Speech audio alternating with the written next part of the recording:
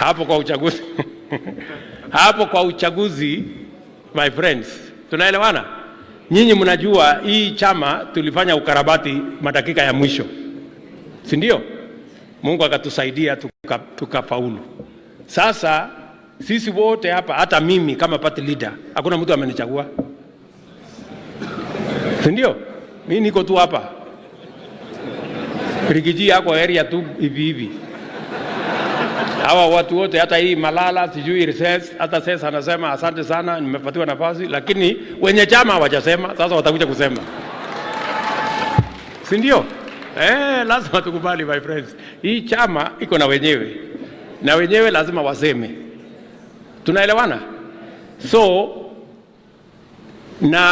nasikia watu wengi wanasema sijui maybe this is not the right time, maybe tungengojea, maybe tungepanga siku nyingine. Hapana, this is the time. Hatuwezi kufanya uchaguzi ya chama kama uchaguzi inakaribia ile ya national, sita tukoroga. Sasa heri saa hii kama kinaumana kiumane saa hii ndio tujue vile ya kujipanga. Ama namna gani? Yes. Wacha wenye chama waseme maneno. Na kila mtu hapa ujipange. Hakuna mtu atapatiwa kiti kwa sahani. Kila mtu ataenda kujipanga. Na usiseme Ruto ni rafiki yangu ama Riggy ni rafiki yangu, hapana. Tafuta urafiki na wanachama huko nyumbani. Kila mtu. Hata mimi nitafuata hawa huko nyumbani. Sijui kama tunaelewana.